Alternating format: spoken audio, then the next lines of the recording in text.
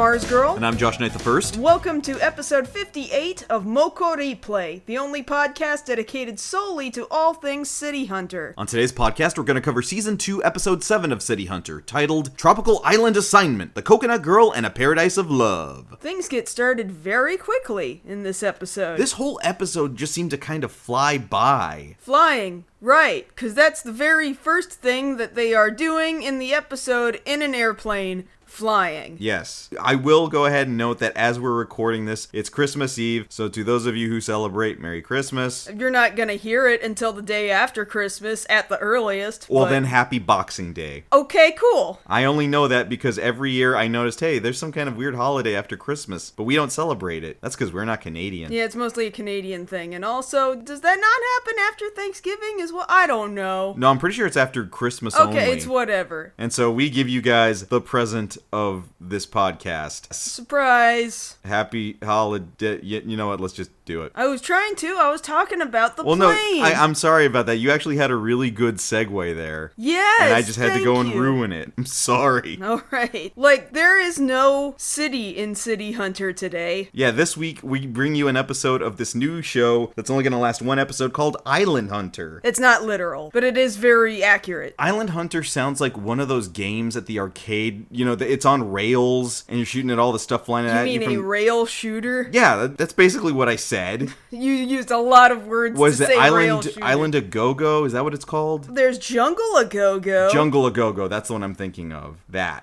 what this episode is. Or Safari a Go-Go? Ah, damn it. See, now we gotta look this up. I did this to myself again. Go-Go Jungle? Let's Go Jungle. That's what it is. It's Let's Go Jungle. It's Sega. Sega's little, kind of an on-rails. I don't think shooter is the correct word. You're in like a safari jeep. Well, there is a little bit of shooting. Well, what you shoot is like a rope or something to catch wildlife. Uh-huh. I don't know why you're catching the wildlife, but you know, you're trying to catch like antelope and stuff. You see it at Dave & Buster's. Anyway, this has nothing to do with islands. I mean, there's some fauna on this island and flora and things of that nature. Wait a minute, okay, Let's Go Safari exists. Yeah. Yeah, that's a thing. It's very similar to Let's Go Jungle. But that one is even further away, because Safari, you'd have to be, like, in Africa, and they're not landlocked, they're on an island. Okay, so none of this was right.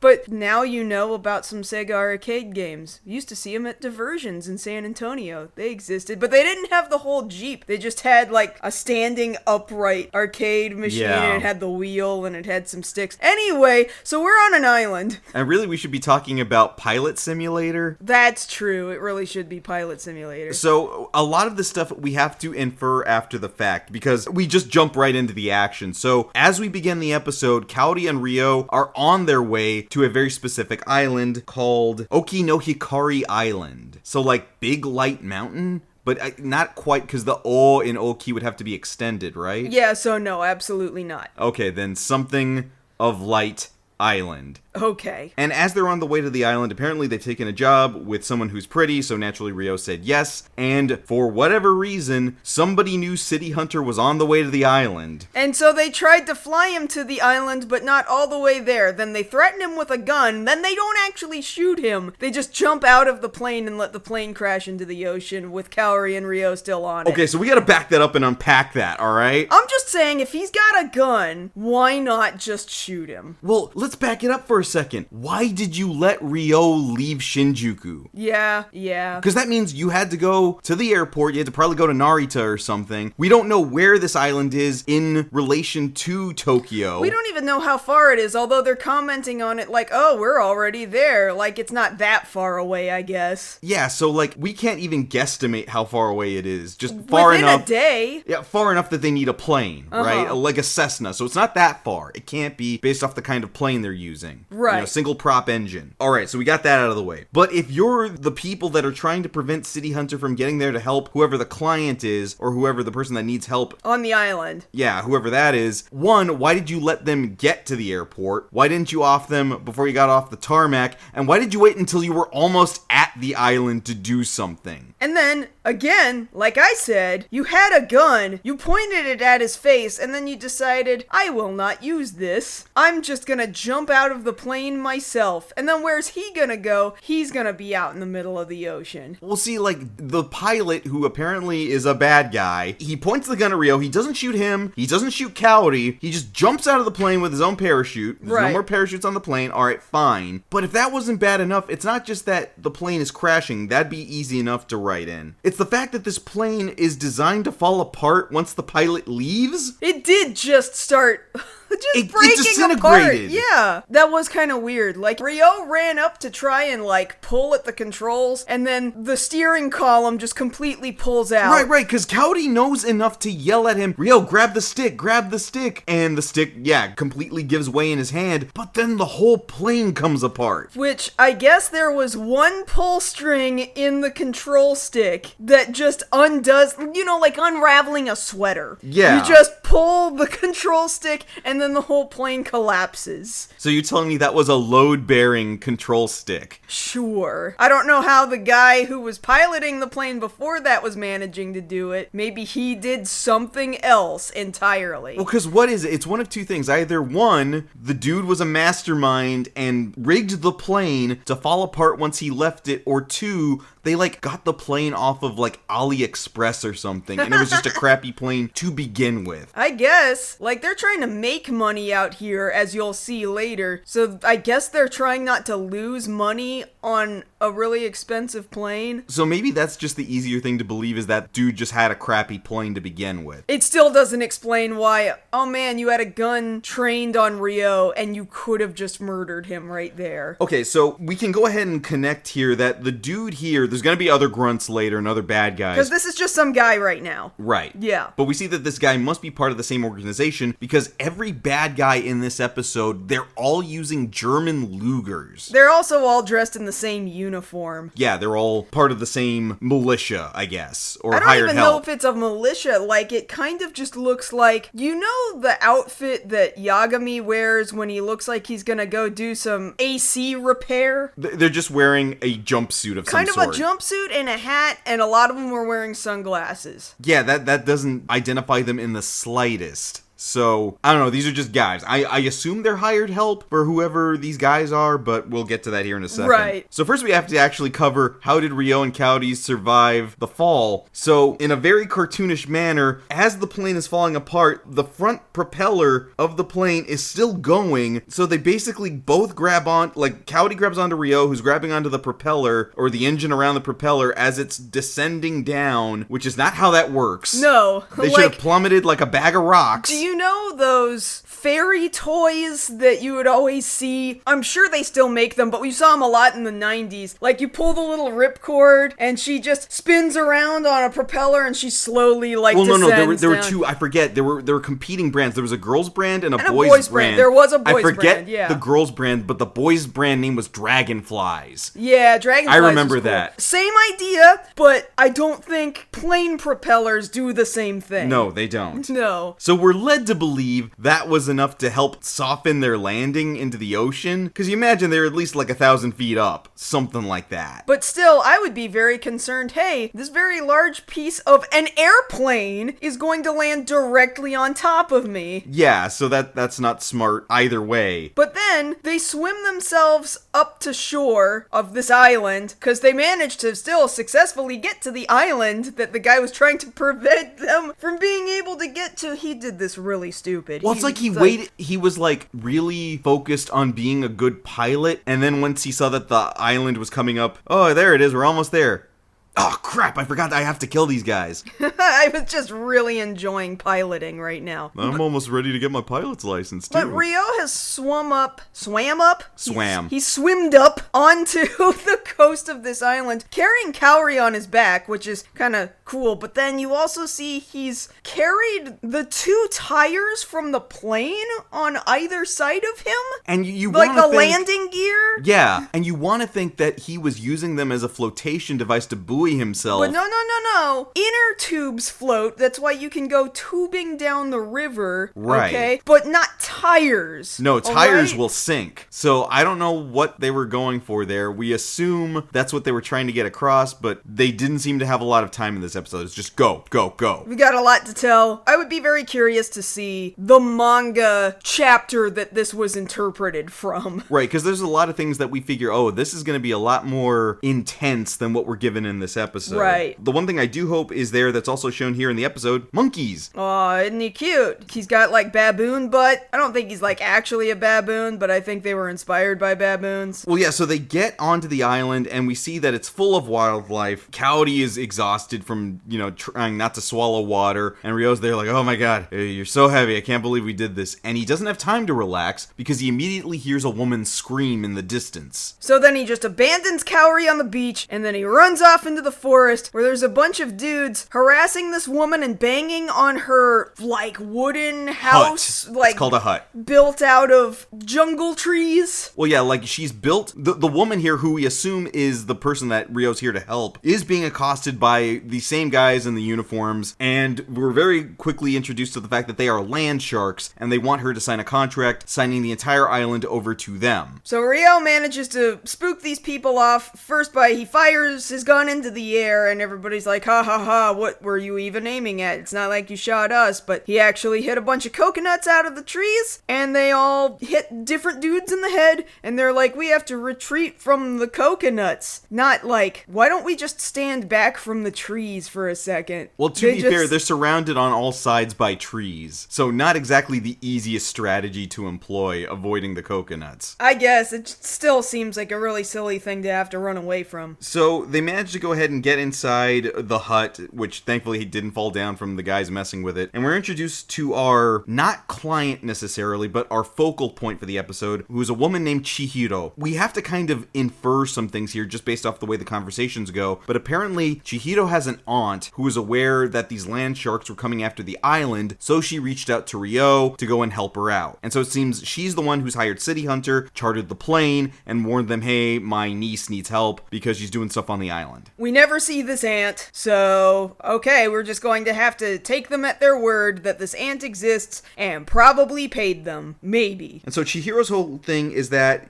she's 20 years old, she's very pretty, and Ryo loves this, but on top of that, she's also taken after her grandfather's work, who happened to be a biologist, and bought the island outright. Because he found this island, and it's basically Galapagos Island, in a sense, because there's so much wildlife on this island that nobody's ever seen before, and they just want to preserve it. And Chihiro decides, well, I'm going to hold on to this island until it becomes a reserve, so that it's protected. So I'm definitely not selling this land. But the other thing about Chihiro is that they have to kind of explain to her what a land shark is, because apparently she's been living on the island for the past 3 years, so since she was 17, and as such, she's become very accustomed to life on the island in that her sleep schedule is different, she's not aware of certain terms and ways of thinking. I guess she would have never been aware of an adult world around a bunch of other people. Perhaps. So maybe, yeah, she would have never had to worry about the concept of what a land shark is. People trying to wrangle your property away from you in unscrupulous ways. And see, this would be optimal time for her to be wrapped up in the storyline of Yakuza 0, which happens about this time, and is about land sharks. Yeah, but she's not in Shinjuku, which is where Yakuza 0 takes place. But the other thing about it is, Ryo is also not in Shinjuku, and he hates it. He's very upset. He's like, hey, there's no electricity, there's no pachinko parlors, there's no brothels, there's no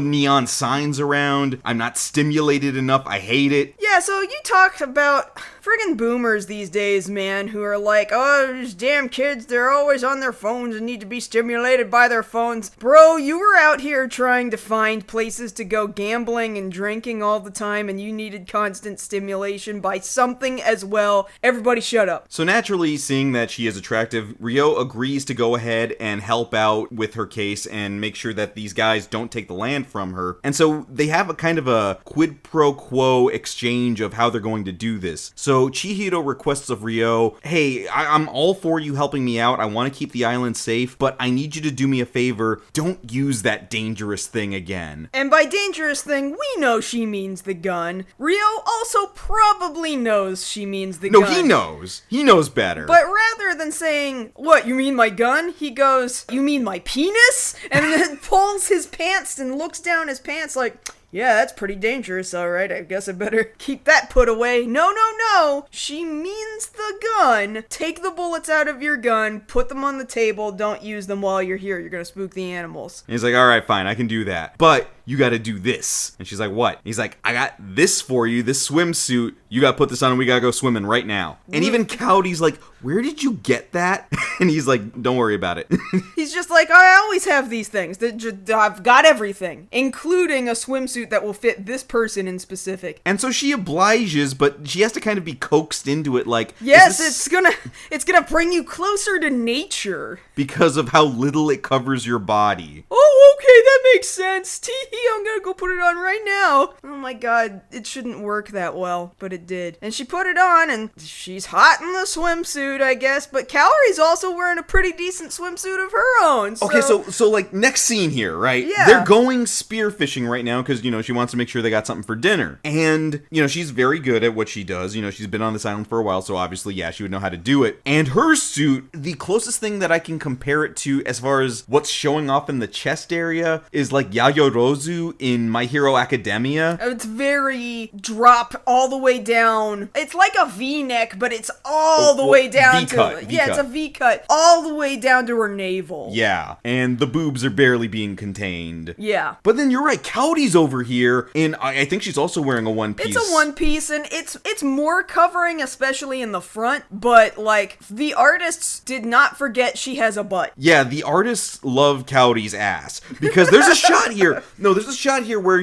we can see that Chihiro is cleaning the fish, which, mind you, is not a skill everybody has. It's a skill I have, thankfully, from having done work in the fish market before several jobs back. And it's a thing. People will pay you a lot of money to do it for them. Well, yeah, who wants to do that? I guess somebody who's very passionate about being a fishmonger. Well, yeah, like, to me, it can kind of be fun. I guess. But then again, I had a lot of really cool guys teaching me how to do it at the fish market. But aside from that, while she's doing that, Ryo's not looking at her while she's doing it. He's kind of like looking out at the ocean. And Cowdy's back is to the camera, or to the audience, I should say. And she's got all this ass hanging out of her swimsuit. Like a noticeable amount. It's kind of, your description of it is far more gross than I think it actually I'm is. just saying, like, based off Ryo's reactions from earlier, just this season, not even 4 episodes ago, when he's like looking at her and forgetting who that butt is attached to. Yeah, I know. It's hard for me to not connect the dots of, like, how could he not look at her too and not have that same reaction from a couple of episodes ago? Because we do need to drag out their relationship just a little bit. We have to reel him back in and be like, no, I have to remember, I'm supposed to fight this. So he tries to fight it a little bit more, but only for so much longer. He cannot continue to fight this forever. But in some ways, he still needs that stimulation that we were talking about here a second ago. Uh-huh. And it's still not enough. He's missing all these things about normal life back in the big city. I still want to go to a brothel or a bar. A cabaret. Yeah. And Chihiro's like, well, I can't help you with any of that, but I can help with this. And she serves up this really good-looking seafood curry to the both of them. Yeah, it looks real tropical. They go off for like 2.5 minutes or something about how incredible and amazing and impeccable this food is. Like, the animation that we see a lot for Ryo getting into a Mokkori mood is reused here specifically for the reaction he has to the flavor. If you think of any, they kind of reference, oh, don't turn this into a food manga. If you've seen any episode of any food-related anime, like Toriko, where they just go off for like 5 minutes straight about, here's the incredible ingredients and why each and every single one of them mixes together for the most eloquent, I can't even come up with the words. The most elegant flavors that you could possibly fathom. Like, this is the kind of things that they're saying right here. Well, specifically Ryo, because Cowdy just comes in yelling, tasty!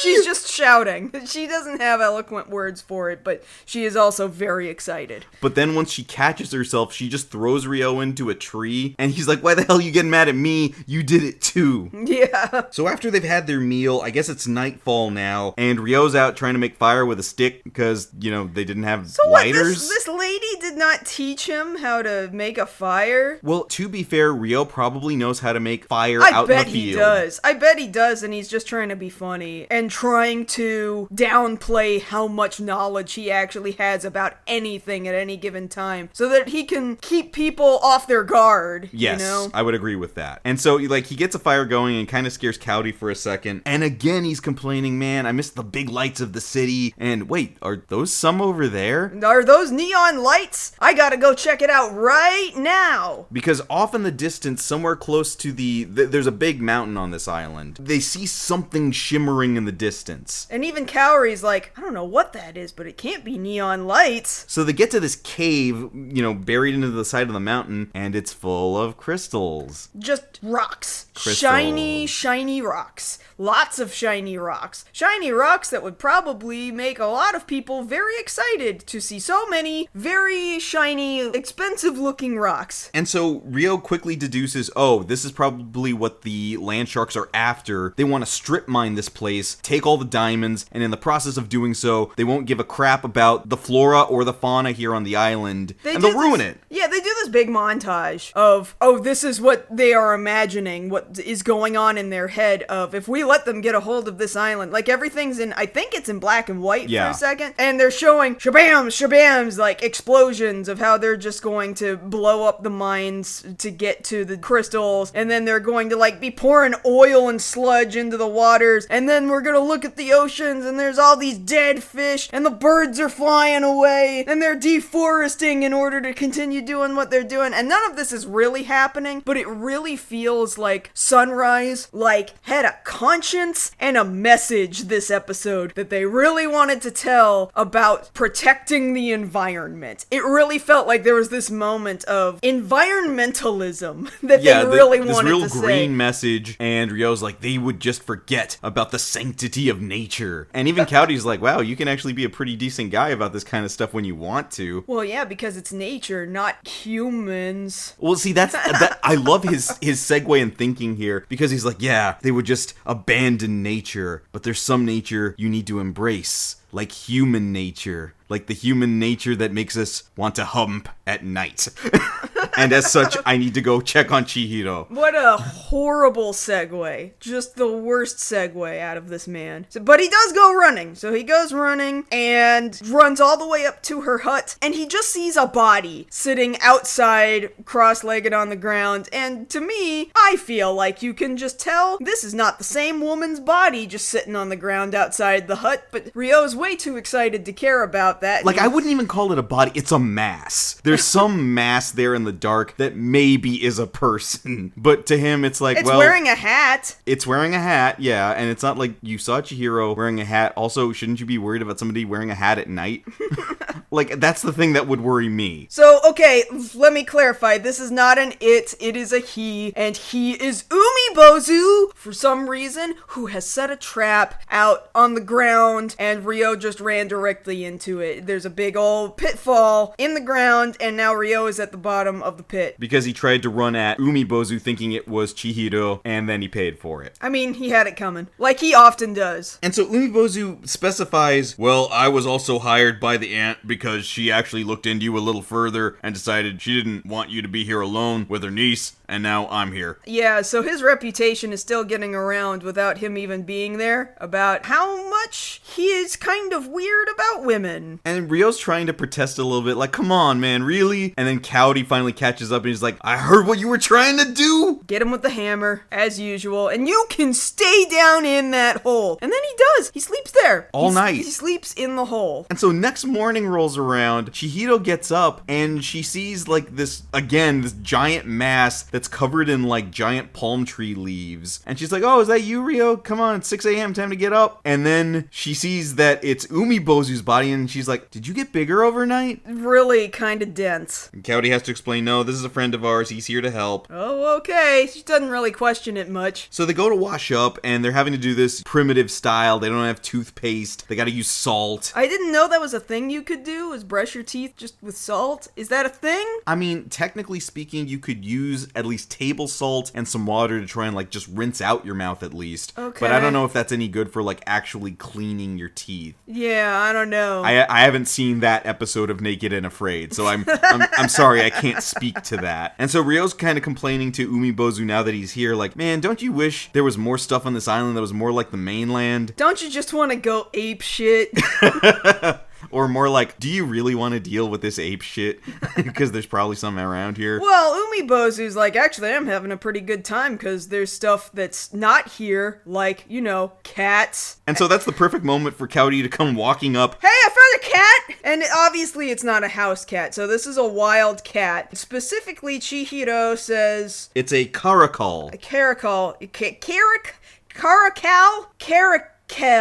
Caracal, yeah. Caracal. Okay, so you've probably seen pictures of this kind of a cat before. So this is a caracal cub in the anime. And you don't see, it's not drawn with big old hair tufts at the end of its ears, but it's like that. Like a lynx is in the caracal family. So if you've seen a lynx, then you know kind of sort of what it's like. If you let it get full grown, this is a cat that grows to be more than a foot tall, pushing 2 feet tall. Not quite 2 feet tall, but it's a pretty tall cat. Okay? About the 20-inch range. Yeah, so like a medium-sized house dog, okay, is what I'm saying, is the size of this cat. And they often kill livestock and stuff. See, this is the point in the episode where I regretted not begging my parents to get me zoo books as a child. I had zoo books for a little while. You did? I did have You nerd. I liked them. I thought they were great. I thought it was really cool. I had the elephant one that this is the first one they always put on the screen. For those of you that weren't born in the 90s, go on YouTube and look up the commercial for zoo books. Well, you didn't have to be born in the 90s. You just had to be conscious in the 90s. Okay, conscious in the 90s. Let's put it that way. Yeah. It was often Nickelodeon a lot. Yeah, Nickelodeon specifically. a lot had commercials for zoo books very frequently. Well, they had a lot of those. But also Saturday mornings, like CBS, NBC, ABC sometimes. No, it was primarily Nickelodeon. It was often Nickelodeon. Yeah. They also got me the Nickelodeon magazine for a few months. That was pretty cool. I never bothered Remember with that the one. Nickelodeon magazine? I had Disney Adventures also. See, I had to buy off the rack. Yeah, I had a subscription for a long time. Oh man, I had the Batman Forever cover. It was really cool. I had it too. But I digress. So there's a cat here, and Umibozu's now running into the ocean. He literally goes swimming for his life. Until he gets to a certain point, swims back, and he's like, hey, the bad guys are here. Oh yeah, I guess we should do something about that. But thankfully, they don't have to do too much of anything. Like, they go have breakfast. Umibozu already did everything overnight. He set a bajillion traps, lots of holes in the ground. They fell for all the holes in the ground. All the holes in the ground? All the holes in the ground. That's the stupid part. One guy got caught by a rope and swung up into the air into a tree. I mean, that one was kind of different. People are driving their construction equipment into the holes in the ground. Yeah, they're bulldozers. And Umibozu's remarking, yeah, while Ryo was in the hole last night, he told me to take care of this and make sure it didn't hurt the environment, so I didn't. Didn't hurt the environment. Yeah, like he made sure not to actually chop down any trees or hurt the wildlife there. He did it ethically. Well, he did this with no carbon footprint. No carbon footprint. This is the first carbon neutral episode of City Hunter. It probably wasn't. Were people talking about a carbon footprint in 1988? No, at best you listened to Michael Jackson's Earth Song and you called it a day. Was that in 1988? I think it had already come out by then. Okay, we can look this up real quick. Oh, that's 95. Okay. 1995, okay, then, sir. Okay, then we'll call it We Are the World and call it a day. Okay, fine. I understand. You know, I had to sing that in an elementary school choir. We all did. We all did. If you're old enough, anyway. And so after enough of these guys and their construction equipment have fallen into the holes, Ryo's like, all right, I guess we better wrap up this episode. Like, he almost literally says that. And so they run out at the guys, and the main land shark bad guy, none of these guys are ever given names. No. But the main guy grabs Chihiro and takes her hostage, and Ryo's like, all right, I'll go after her, you take care of all the grunts, and Kaori, you do something, make yourself useful. Kaori Kaori's actually kind of useful for a second. She is also just fending off bad dudes. First, with a frying pan, which I guess she had to go run into the house and grab a frying pan, unless she keeps it in the same end space where she keeps all the hammers, which now I'm starting to wonder if that's not the case, because at one point she swung this frying pan like 4 times until finally she pulls the frying pan up over behind her head, and when she pulls it back down, it is the hammer. 100-ton hammer. It literally transmuted in her hands from a frying pan into a hammer. She's a magician. And she used it to fight, not even to hit Ryo with. No, she hit 2 guys with it. She's hitting dudes, just dudes. And she just does it out of nowhere with a frying pan. I'm so confused. Like, the show treats it as though this is an actual thing that she has to deal with, is her ability to go ahead and not only pull hammers from nothing, but also transmute other objects into hammers. Magic is what we're saying to you folks. Doesn't make any sense. Meanwhile, Umibozu's being nice and playing by the laws of physics and just throwing a log around like he's freaking Kiryu in the Yakuza series. Right, if you can imagine all the times that Kiryu picked up a steel beam, this is the same way that Umibozu is just throwing logs around. Just using it as a battering ram, knocking fools around. So between the two of them, they've got that on lock. Right. So main bad dude with the Luger takes Chihiro into the cave that's full of crystals, and Ryo's trying to come up with a plan, figuring, damn, I don't have any bullets. I forgot I gave them all to Chihiro, and we probably left them back at the hut. That's not gonna help me right now. We're nowhere near that. Nope, we're in a cave. Cave full of crystals, and so he can't shoot anything, but the guy who's got Chihiro kidnapped is like, hey, come on out. And she's like, no, don't shoot him. He doesn't have any bullets. And he's like, that's not gonna fool me. And then Ryo is like, no, it's true. I don't have any bullets. And dude's been shooting at him, knocking crystals loose. And so finally, when he's like, oh, you think you can trick me by lying that you don't have any bullets? Bump that, I'm gonna shoot you right now. And as he's about to draw on him, thankfully Chihiro takes a step up, and she takes a big old bite out of his forearm. It's pretty crazy. They actually show this big bite mark that looks to have drawn blood. Like, you can see the imprint of a bunch of her teeth all around his arm. It's pretty gnarly looking, actually. And so that's enough to get him off balance, but then Ryo goes in here, and he grabs 2 pieces of crystal and chucks them at him, and one knocks the gun out of his hand. Okay, cool. Ryo can do that. We've seen him do that with like a pachinko ball. But fine. The other one looks like the animators might have made the decision to nerf this, which is part of the reason why I really want to compare it to the manga chapter that it might have come from, because it looks like this is a relatively sharp looking crystal. Like he went for the jugular. Right in the neck, man. Like, right in the neck. Like, it doesn't look like in the anime, like it stabbed him in the neck, but it looks to me like, I bet you that's nerfed. I bet you that's nerfed from the manga. I bet you he stabbed him right in the fucking neck. Because then after that, he kicks him in the same spot. Foot up right to the jaw/neck. It's crazy. So, if it was me, because we're having to use conjecture here because we haven't read that particular chapter, I imagine because the manga is much more violent than the show ever could be, that could be one of those cases, he got him in the neck with a sharp piece of crystal, and then, embedded it in with the kick. Oh, no, I think we're going a bit Yakuza there. No, I don't think it's that severe, but I mean, it would be cool.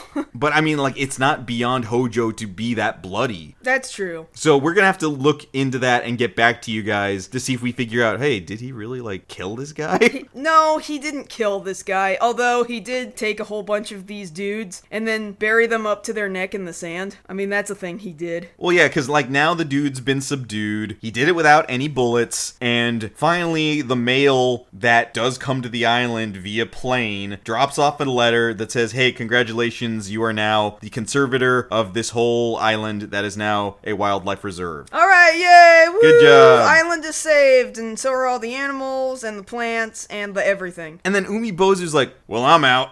And then he just gets on a rowboat. He's going to row himself back to Tokyo. Whereas Kaori and Ryo are real smart, and they have a boat with it's a motor, a boat motor. They've got a boat with a motor. It's a Yamaha. So you hope it works well. It specifically says Yamaha. And, like, Ryo leaves with no fuss, like, hey, I'm here for the Mokkori now that we're done. Like, none of that this episode. He just is like, all right, we're going.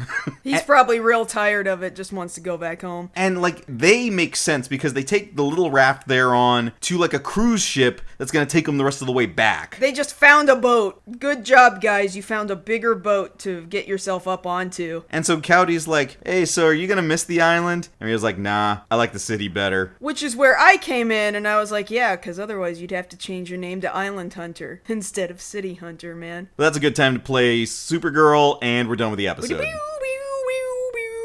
Alright, we're good. Yeah. So yeah, this one went by really quick. Because everything happened so fast. It started off real fast, and it almost kind of didn't slow down. No, this was like a breakneck speed episode. Like, let's just get through it. Let's just go. And it's like, there's so many little beats that I wish they had extended out and gave them room to breathe, I feel like. Mm-hmm. Because it's not like a lot happened, but it feels like what little they had, they just rushed through it. Well, most of these anime episodes are at least a couple of chapters long. So there's every possibility that the manga did take a little bit more time to do these things. But that having been said, I think it's interesting that as opposed to other cases that Ryo does, how long did this one take to solve? A day? Like 2 days? Was it? Because they get there... there... How many nights did they spend there? One. Was it really only the one night where let's look at Umibozu was there? It was just that one night? Well, because think about it. They're on the plane there. They get there. They wash up on shore. It's still daylight. I know that. They do everything inside. They get served dinner right before dark. It's dark when they go to the cave. And then they run back. And Umibozu's there, and that's the only night. Okay. And then the next day, they're like, well, Umibozu already laid traps. And then that's when the guys come rolling up on the beach. And then, the shootout happens. And then Coyote pulls the hammer. And they might have stayed there one more night after resolving the issue, and then the next day the mail comes. Oh, so although who knows how long they stayed there until the mail came, and she got the letter that said, congratulations, you now have the island all preserved. Yeah, but the dudes were still buried in the sand. Like, how long did they keep them there? Okay, so maybe it was just the next day. It was just a few more hours. Like, this whole thing got done and dealt with within about 24 hours. 48 hours. I mean, that's pushing it. 36? Okay, fine. Like, this is a really quick turnover for the events of an episode. Right. It's not like we were gonna get the mini, because what, Ryo's gonna fly the mini out to the island where there's no roads? No, stupid. He would put it on a boat. Stupid. Oh, excuse me. I didn't realize. Ferry it out. Okay. Nobody puts a car on a... Well, I shouldn't say nobody puts a car on a plane. We did see Uncharted. So they put some cars on some planes. Yeah. Wasn't there a mini in that one? Was there? No, I don't think there was a mini. There was some kind of sports cars. Some kind of European car. Mini is a European car, but it's not really what I would call a sports car. Yeah. So next episode, we're going to see that Ryo is getting in good with the police, pretending to be a police officer and harassing everybody he can see. Touching police officer butts. Cool. You can see just in the preview the horror on all the women's faces as he's coming closer and closer to them. If there is one type of person I would never sexually harass, and mind you, I would never sexually harass a person, but if there's one specific kind I wouldn't do that to, it would be a police officer. Yeah, so Sayako's gonna have to clean up after him, and it's just gonna be a big old mess. It's not a two-parter, so we should be able to wrap that one up pretty easily. Yeah, don't sexually harass the cops. Just don't do it to anybody. And on that note, come back next time when we cover the 8th episode of City Hunter 2, A Dangerous Detective Before You Know It. Welcome to Tokyo, father! And if you want to catch us outside this podcast, you can always find us both over on Twitter. For now, I'm at JoshKnightTheFirst. And I'm at MarzGurl. Thank you all so much for listening to our 58th episode of MokkoriPlay. If you don't come back next episode, I'm gonna get Josh arrested. I didn't do it.